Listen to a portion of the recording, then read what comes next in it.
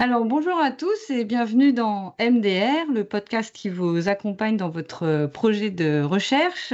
Donc, dans cet épisode, nous avons la chance de recevoir Arnaud, qui vient de valider son mémoire de recherche et qui a accepté de témoigner justement sur son expérience du mémoire. Alors, merci beaucoup Arnaud pour votre participation à ce podcast.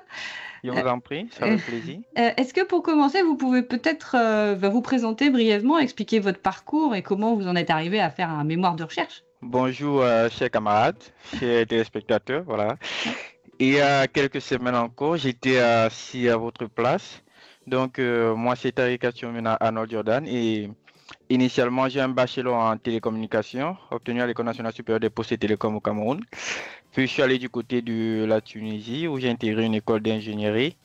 Et via le partenariat entre cette école-là et l'Institut Mines Telecom Business School, j'ai eu la chance de venir à IMT pour faire un double diplôme ingénieur-manager. Et durant mon cursus en PGE, justement, j'ai eu la chance d'effectuer une alternance chez SFR, durant laquelle, justement, il fallait rédiger un mémoire de recherche pour pouvoir valider ma fin d'année. Et aujourd'hui, j'ai été admis dans un master spécialisé en management des systèmes d'information en réseau qui s'est fait entre Télécom Paris et l'ESSEC. Et bien sûr, je continue en alternance chez SFR dans le cadre de cette nouvelle formation. Vous avez un parcours au départ plutôt ingénierie et vous vous êtes retrouvé, vous avez décidé de vous orienter vers une partie management. Dans le cadre de votre formation en management, vous avez été amené à faire un mémoire de recherche. Et moi, c'est une question que me posent souvent les étudiants, c'est-à-dire comment on fait pour choisir son sujet de mémoire. Donc, comment vous l'avez choisi, votre sujet? Vu que je suis ingénieur en télécommunication au départ, mon sujet portait sur le machine learning au service de l'amélioration de la QoE, la qualité de l'expérience utilisateur, dans les réseaux des télécommunications, plus précisément le cas des prévenances clients chez SFR. Bon, la question c'est comment est-ce que j'en suis arrivé là? Comment est-ce que j'ai fait pour choisir ce sujet principalement? Initialement, en entrant en PGE3, j'étais déjà convaincu que j'allais choisir un sujet qui traite en tout cas dans le secteur des télécoms. Je savais que j'allais traiter un sujet dans le secteur des télécoms, mais je ne savais pas encore quoi. Mhm. Et donc, en Oui. septembre 2024, quand j'intègre SFR, lors d'un dîner informel, on va dire un déjeuner informel, avec le directeur de la qualité réseau mobile, il est en train de m'expliquer comment se font actuellement les prévenances clients chez Mhm. SFR. Mhm. Donc, la prévenance client consiste simplement à vous envoyer un message lorsque lorsque vous êtes amené à subir un désagrément du réseau, du service Oui, en tout cas. c'est ça. Et lorsqu'il m'explique comment cela fonctionne actuellement, je me rends compte qu'elle a énormément de failles et lui-même il était assez dérangé, voilà, par rapport aux résultats qu'ils obtenaient, les plaintes clients. Parfois ici on entendait le fait qu'on envoyait beaucoup de messages aux clients qu'il ne fallait pas envoyer, les clients qui n'ont pas subi de désagréments. C'est-à-dire que Et en même temps, vous envoyez des voilà, messages aux justement, clients pour leur dire attention, il va y avoir un incident. qu'ils vont subir un désagrément, oui, et pourtant Oui, rien ne devait se passer. Et d'accord. tout Ok. cela était dû, voilà, tout cela était dû au système qui était mis en place à l'heure actuelle chez SFR, à la manière dont les choses fonctionnaient actuellement. Et il y en a également les clients qui subissaient un impact et à qui Mm. on n'envoyait même pas des messages. D'accord. Donc c'était extrêmement grave en fait. Mm. Et moi, lorsque j'ai écouté ça justement, au même moment où il parlait, il y a une idée qui me traversait et je lui ai posé la question, est-ce qu'actuellement cela est fait par des humains euh, manuellement et tout? Il m'a dit oui. Donc toutes ces erreurs en tout cas s'expliquaient. Et moi j'ai dit, est-ce que vous ne pensez pas qu'on pourrait justement mettre en place un système basé sur le machine learning, un système d'automatisation qui pourrait traiter tout cela et rendre le travail automatique complètement, hein, jusqu'à l'envoi des SMS. Il m'a dit, est-ce que cela est possible? J'ai dit, bah, je suis en cinquième année, je dois rédiger un mémoire de fin d'études. Et pour savoir si c'est possible, bah, il faudrait que je me lance sur le sujet. Je pourrais potentiellement faire de ça mon sujet de fin d'études. Il m'a dit, bah, qu'est-ce qui nous empêche? Il a dit rien. Et nous sommes lancés sur ce cas-là. Donc, voilà, voilà comment j'ai choisi Le mon sujet. sujet. D'accord. Voilà. Donc, je me suis retrouvé à identifier une problématique. Voilà, c'est surtout en échangeant. Mm. On a identifié un problème et on s'est lancé à la recherche de solutions. D'accord, c'est ça. En fait, vous avez été, en discutant avec cette personne, vous êtes rendu compte qu'il y avait un problème opérationnel et vous avez eu une idée de la façon dont on pourrait peut-être résoudre cette question opérationnelle et vous vous êtes dit, mais c'est un joli sujet de mémoire et je vais voir si mon idée peut être pertinente et je vais essayer de l'expérimenter. Donc, en fait, vous avez fait Exactement. un mémoire avec, enfin, plutôt en ce qu'on appelle en recherche-action, c'est-à-dire vous avez finalement essayé de trouver dans la littérature des éléments qui vous donnent des idées pour construire une solution, et puis vous l'avez testé et fait valider par l'organisation, c'est ça? Exactement, c'est Mm. exactement ça. C'était de la recherche-intervention. Donc, durant Mm. tout le processus, j'ai dû interagir avec différentes directions et différentes équipes, voilà, Ouais, afin de c'est ça. pouvoir trouver une solution. Je me suis beaucoup inspiré, bien sûr, de la littérature, Mm. voilà, pour pouvoir mettre cela en place.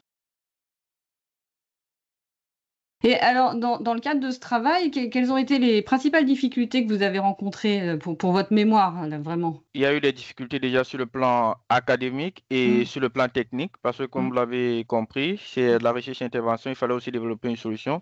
Sur le plan académique plutôt, je vais parler ici de la difficulté de la recherche d'information. Mm. Pour avoir la bonne information, ça n'a Mm. pas été évident. Je D'accord. vais surtout parler de la phase de collecte de données. Mm. Voilà, les données qu'il fallait collecter pour pouvoir mettre en place ce dispositif intelligent afin de mieux prévenir les clients de SFR. Mm. Euh, j'ai dû passer, euh, j'ai dû Mm. passer une multitude d'entretiens pour pouvoir avoir les informations nécessaires. Mais après ces entretiens-là, bah, je me rendais compte que le livrable que Mm. j'avais ne répondait pas vraiment aux problématiques, aux questions que je me posais. Elle me donnait pas en tout cas les directives à suivre pour pouvoir avoir une base de données solide. Mm. Et je pense que cela venait justement du fait que bah, je n'avais pas une maîtrise globale de l'organisation, Mm. dont je ne savais pas exactement où pointer. Et ça, c'est une erreur qu'il faut absolument éviter. Donc, lorsque vous allez arriver en entreprise, bah, il faudra absolument que vous ayez un organigramme Mm. du fonctionnement de l'organisation, et vous devrez également connaître toutes les directions qui interagissent avec votre service. Cela Mm. va vous faciliter la vie parce que justement, après avoir passé, on va dire, environ 7 entretiens pour la collecte des données et que je n'avais pas toujours les informations pertinentes, j'ai Mm. dû échanger avec ma tutrice. J'ai dit là, il y avait un blocus. Mm. J'ai dit là, il y a un problème, il me faut Mm. les données, et franchement, j'ai échangé avec la direction physique, la direction mobile, et personne ne me donne les données exploitables. Est-ce que c'était parce qu'il ne voulait pas vous donner accès Non, aux non, non, données non, ou non, non, c'était non, non, parce non, qu'en non, non, fait, non, non. il n'arrivait pas à trouver les bons interlocuteurs? C'est ça. Ah C'est ça oui. le truc. Les bons Mm. interlocuteurs. Les données n'étaient pas pertinentes. Il y Mm. avait les données, mais elles n'étaient pas pertinentes pour mon sujet. C'est ça, Donc, d'accord. c'est ça, cibler les bons interlocuteurs. Et Mm. en échangeant justement avec ma tutrice par rapport à ce point, voilà, j'ai posé la problématique et elle m'a sorti tout l'organigramme. On l'a Mm. parcouru ensemble et voilà comment nous nous sommes retrouvés à échanger avec la direction Data Scientist, Mm. la direction Data de SFR. Mm. Et en collaborant avec cela justement, j'ai réussi à avoir les informations les plus pertinentes et les plus pointues possibles pour l'évolution de mon mémoire. Certes, pour rédiger votre mémoire, vous aurez à passer des entretiens, mais choisissez bien vos interlocuteurs, vos cibles, sinon vous n'aurez pas forcément les réponses aux questions que vous vous posez. C'est très important. Ça, c'était sur le plan académique déjà. Comme je l'ai dit, il y Ouais. avait également des Mm. difficultés sur le plan technique. Mm. Et une fois qu'on a développé la solution, Mm. on a vraiment eu un problème au niveau des tests, Mm. l'optimisation des performances. Certes, vous avez développé des modèles de machine learning qui fonctionnent, mais Mm. vous voyez, elles fonctionnent avec une précision de 60%. C'était le premier, c'était 75%. Voilà, elles fonctionnent Mm. avec une précision de 75%. Et franchement, 75%, c'est pour les projets académiques, les Mm. travaux pratiques à l'école. C'est Mm. pas vraiment un truc qu'on peut déployer en entreprise. Pour Mm. déployer une solution en entreprise, surtout pour soutenir un mémoire de fin d'études, il faudrait Mm. obtenir au moins 80%. Mm. Voilà. Et là, c'était une phase extrêmement difficile Mm. parce que là, il fallait optimiser davantage les données, reconfigurer certains paramètres, ajouter les données supplémentaires. Et parfois, en ajoutant tout ça, je ne gagnais que 1%. Mm. Donc, je quitte de 75% à 76% après 3 semaines. Mm. C'était extrêmement difficile Mm, et perturbant. mm, J'ai passé des entretiens pour pouvoir résoudre cette problématique-là.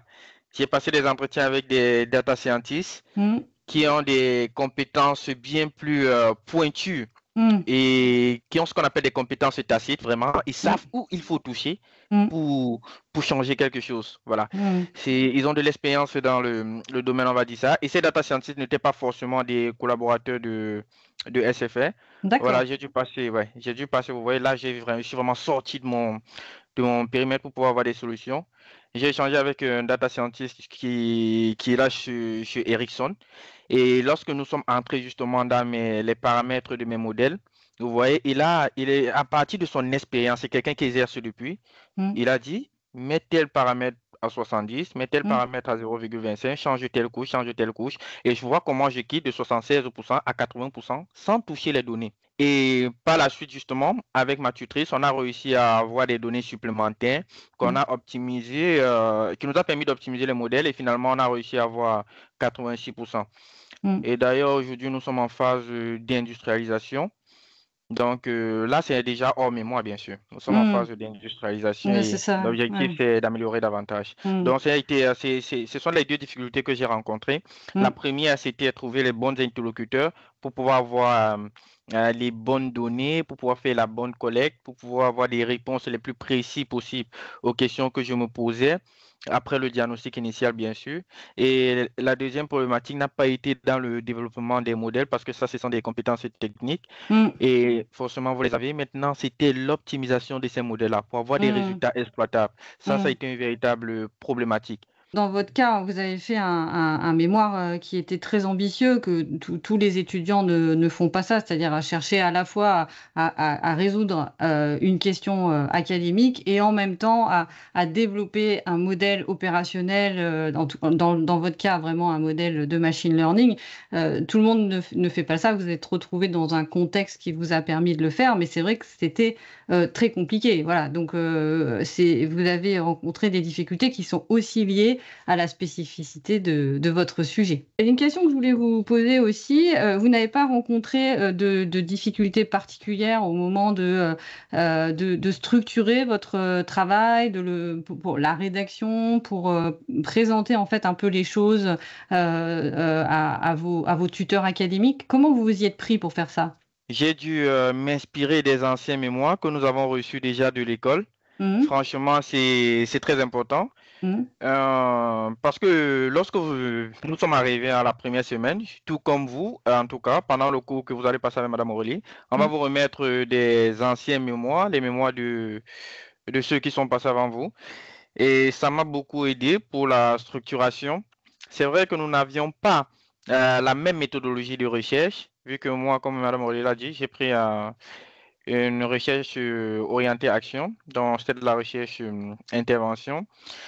Mais toujours est-il que, en ce qui concerne tout le cadre théorique, je me suis inspiré des mémoires existants et comme ma tutrice académique a déjà une bonne connaissance de la structuration chez IMTBS et que moi aussi je suis parti de ce même format-là, bah, on n'a pas vraiment eu de difficultés. Voilà, nos échanges étaient plutôt cohérents, on était mhm, bien alignés, on était bien en face. C'est maintenant lorsqu'il fallait intégrer la partie action, la partie mhm, technique, que on a dû s'ajuster un peu et parce que c'est là on est entré dans un cadre différent. C'est intégrer cette partie-là justement qui nous a un peu posé problème. Il fallait qu'on trouve exactement l'emplacement mhm, pour le mettre dans le mémoire, voilà, mhm. afin qu'il puisse être on va dire facilement perceptible par tout lecteur ou bien C'est ça. facilement accessible par tout lecteur, facilement compréhensible. Mhm, Voilà. Et pour pouvoir le faire, j'ai dû échanger plusieurs fois avec ma tutrice académique. Je dois mhm, avouer que la première fois, ça n'a pas vraiment été ça. Elle m'a mhm, dit non, il va falloir échanger, retoucher, mhm. placer ceci plutôt à la... Ouais, on a eu pratiquement 3 points d'échange pour pouvoir Mhm. avoir une bonne structuration. Mais alors, il y a une question qui est beaucoup posée aujourd'hui et je voulais aborder ce sujet aussi avec vous. On constate, nous, en tant qu'enseignants, que les étudiants utilisent beaucoup l'IA générative pour leurs travaux. Alors, comment vous avez utilisé ces nouveaux outils? Comment vous vous en êtes emparés? Qu'est-ce qu'elles vous ont apporté? On va commencer sur le cadre théorique. Franchement, Mm, pour la rédaction, Pour Mm. la rédaction du mémoire, tout ce que moi je demandais, c'était corrige-moi les fautes. D'accord, Voilà. Et il y a également les diagrammes qu'il me fallait construire, d'accord. des organigrammes.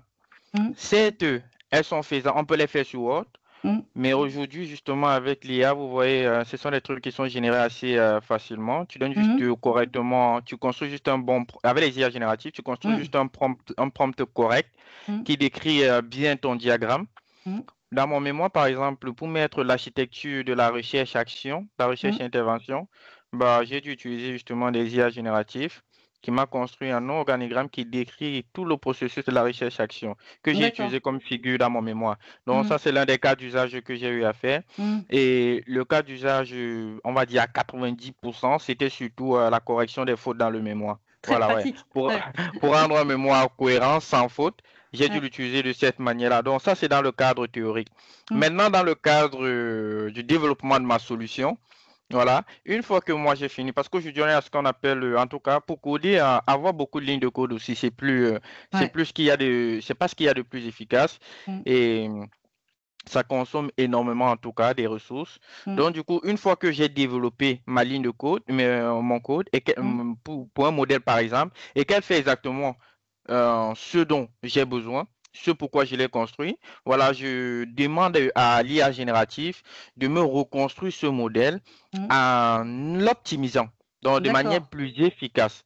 Ce qui Ouais. fait que moi, par exemple, je peux développer le modèle avec 50 lignes de code. Un Mm, modèle, par exemple, avec 50 lignes de code. L'IA génératif, justement, quand tu le redonnes, mm. celui que tu as développé, il te le refait en 20 lignes de code. Là où D'accord. toi, tu utilisais les boucles, là où tu utilisais les instructions conditionnelles if, c'est-à-dire Mm, si, par mm. exemple, l'IA générative va te dire, bah, c'est une boucle for qui va plus vite. Ça vous Et donne voilà. ça vous donne des Et nouvelles idées et ça voilà. vous permet d'améliorer finalement votre code, quoi, c'est ça? Exactement. Et Mm, toujours est-il que lorsque tu récupères celui qu'il t'a généré, tu dois te rassurer qu'il renvoie le même livrable, le mm, même résultat mm. que le précédent. Voilà. Donc il y a une vérification en fait, c'est ça? Justement, Ouais. c'est obligatoire, c'est impératif. Sinon, Mm, tu vas faire de l'overfitting mm, dans le machine learning. Si tu te mm. focalises uniquement sur l'IA, tu vas faire du surapprentissage. Tu ne vas D'accord, rien produire du tout. d'accord. Donc, ton modèle va te faire croire que tu Mm, prédis, tu fais des mm, prédictions. Bah, pourtant, tu ne fais pas réellement des prédictions. mm. C'est là qu'on dit que le modèle mémorise au lieu d'apprendre. Un D'accord. modèle doit apprendre pour pouvoir généraliser les résultats. Là, ton modèle, il va mémoriser des résultats pour Mm. te renvoyer ces résultats-là, ce qui n'est pas bon. J'aimerais bien savoir, après toute cette expérience que vous avez passée, là, pendant presque 6 mois, hein, de travail de mémoire, quels conseils vous donneriez à des étudiants qui vont démarrer là, maintenant? Bon, on va dire un an, un an plein, Un an parce que plein, d'accord, ouais, vous voyez que le sujet de mon mémoire, il atterrit sur la table en septembre 2024. d'accord. Voilà. Et là, ce que je peux vous donner justement en termes de conseils déjà, mettez-vous-y dans le Mmh, sujet dès le début. Voilà, lancez-vous dès le début d'année. mmh, N'attendez pas le milieu de l'année ou bien les 3 derniers mois mmh, de l'année pour dire, OK, je vais me lancer, j'ai une soutenance à valider, je dois me lancer à fond dessus. Non. mmh, Mettez-vous-y dès le début. Sinon, après, vous serez sous pression et mmh, vous allez juste vouloir fournir un livrable pour valider. Franchement, j'en ai vu. mmh, Et voilà. mmh. Sinon, vous aurez juste envie de fournir un livrable pour valider et c'est pas vraiment ce on attend de vous. On attend de vous que durant votre alternance, justement, vous appreniez et que vous puissiez produire de la connaissance de par le mémoire que vous allez mettre en place. Donc, et si vous voulez faire cela, vous devez commencer dès le début. Vous devez travailler avec rigueur, surtout pendant les phases de collecte de données, comme je l'ai dit. Si vous voulez juste passer des entretiens pour passer des entretiens, soyez dans ce que vous allez passer. Mais passer des entretiens avec des bons interlocuteurs, comme on l'a Ouais. dit, Mmh, et analyser vos données avec rigueur. Parce que si mmh, tu passes des entretiens, ensuite tu fais une analyse passive, mmh, bah, ces entretiens ne te servent à rien. mmh, Moi, je passais beaucoup plus de temps dans l'analyse que dans les entretiens. Je passe un entretien d'une mmh, heure et je mmh, passe des semaines à l'analyser. mmh, Voilà, je passe des mmh, semaines à l'analyser. Lancez-vous à temps, mmh, passez des entretiens concrets, utiles pour votre mmh, mémoire. pas juste pour charger la partie annexe du mémoire, et analyser vos résultats avec de la rigueur. Parce que si vous ne le faites pas à coup sûr, les jurys vont vous poser des questions auxquelles vous ne serez pas en mesure de répondre pendant les phases de soutenance. Donc, et surtout, lisez votre mémoire. Il y en a il y en a, franchement, ils font le mémoire du début jusqu'à la fin et ils n'ont pas fait une lecture complète. C'est dingue quand même, j'en ai vu. Oui, d'accord. Donc, lisez votre mémoire. Donc, Oui, voilà parce tout. que nous, on doit le lire complètement. Donc, comme on le lit complètement, bah, à un moment donné, on est confronté aux incohérences, en fait. Hein, d'accord. Donc, Exactement, exactement.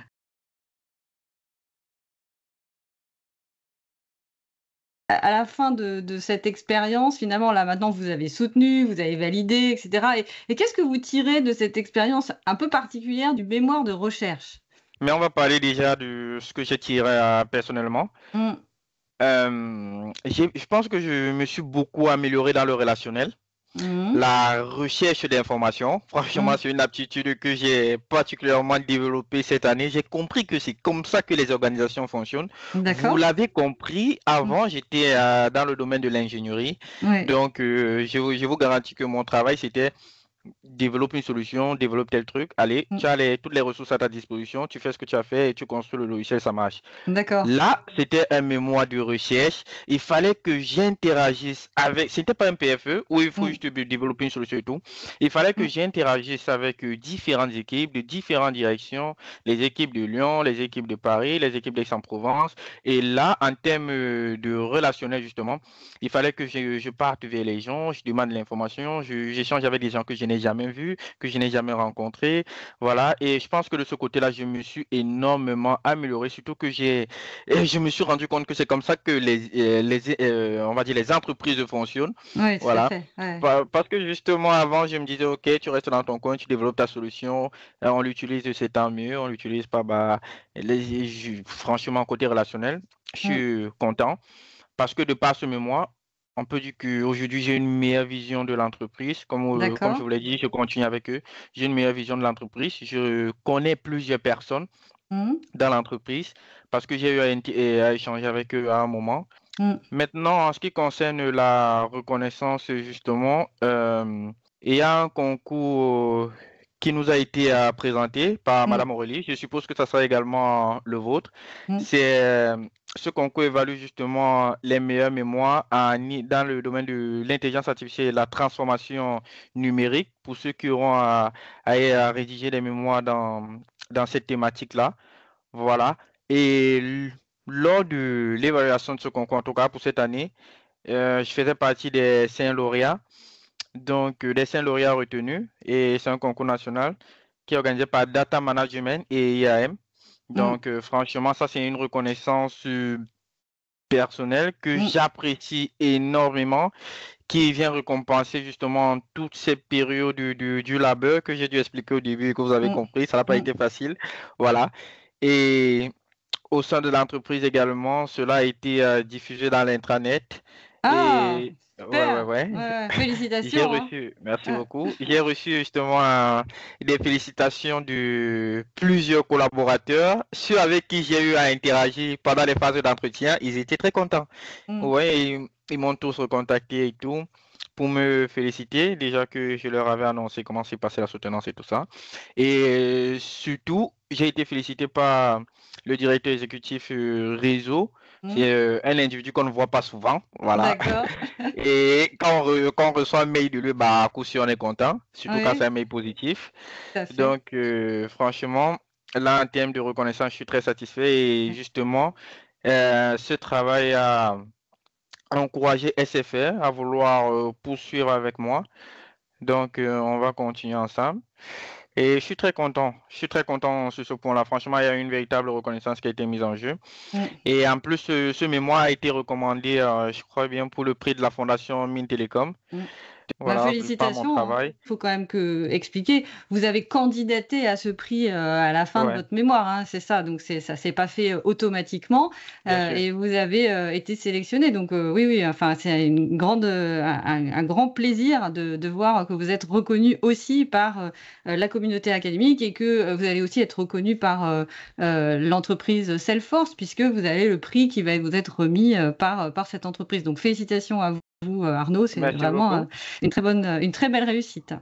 Et sincèrement, j'encourage mes cadets académiques, Mm, ceux qui seront là dès septembre, voilà, mm, à s'y mettre, à se lancer, parce mm, que franchement, je pense que vous aurez des sujets intéressants. Il y en a juste qui sont réticents, même quand ils mm. ont des sujets sur l'IA et la transformation numérique, ils sont réticents à l'idée de participer. Ils se disent, bah, je ne pense pas que j'ai mes chances et tout. Mm, Mais toujours est-il que lorsque vous avez travaillé avec autant d'énergie et que vous mm, vous êtes impliqué et que franchement vous avez suivi les conseils de vos enseignants, tuteurs académiques, tuteurs professionnels et aussi ceux qu'on vous a donnés au travers de cette vidéo, bah, je pense que vous êtes plus apte à dire que votre travail en vaut de la peine mm, et vous devez oser, voilà.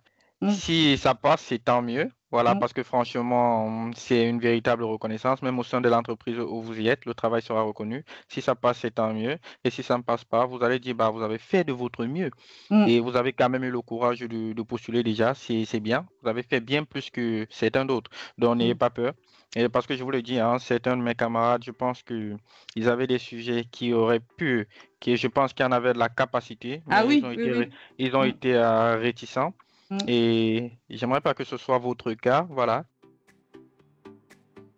Merci beaucoup Arnaud, c'est vraiment un témoignage qui est très riche. Moi je vous remercie. On va s'arrêter là. Je pense que votre témoignage éclaire déjà beaucoup la spécificité de ce qu'est le mémoire de recherche. Dans votre cas, avec une méthode particulière qui est une méthode de recherche-action, mais c'est très riche. Vous voulez ajouter quelque chose?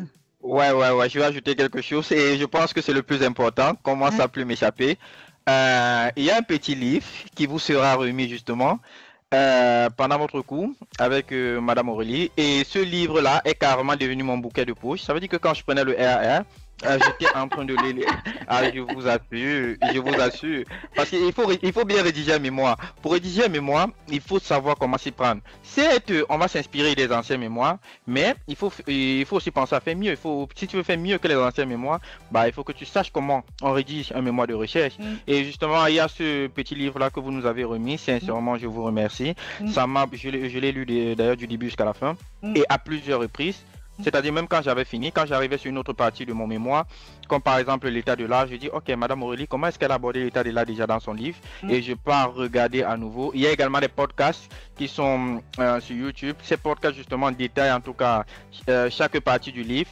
Donc parfois quand dans le livre, je ne comprenais pas certains trucs et tout, ok, je partais encore regarder les podcasts. Et surtout pour étayer ma problématique, j'ai parcouru ce livre à plusieurs reprises. Je voulais tellement être précis. Je voulais que la problématique soit précise et compréhensible. Voilà.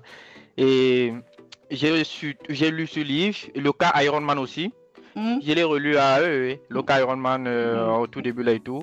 Je mm. l'ai revu à plusieurs reprises, essayer de le comprendre, essayer de me mettre dans la peau et ramener cela dans mon contexte. Voilà, ramener cela dans mon contexte pour pouvoir m'adapter. Et ce document m'a beaucoup aidé, hein. De toute façon, comme je l'ai dit, c'est devenu carrément mon livre de poche. Je marchais avec jusqu'à ce que je rédige complètement mon mémoire. Ah ben dites, Donc, ça me fait plaisir. Je je ne vous en pensais pas prie. que vous auriez ce livre dans votre poche tous les jours. Ah, je vous assure, je vous assure. Ça a été mon guide en tout cas pendant cette période. Parce que par le passé, j'ai eu à faire des projets de fin d'études Ouais, qui est différent. La c'est méthodologie de différent. rédaction est Ouais, différente d'un mémoire de ouais, recherche. ouais. Donc, ce livre m'a beaucoup aidé. Bah, écoutez, j'en suis absolument ravie. Merci beaucoup Je vous en Arnaud. prie. Donc je pense que là, votre témoignage va beaucoup aider vos camarades, j'en suis C'est tant convaincue. mieux.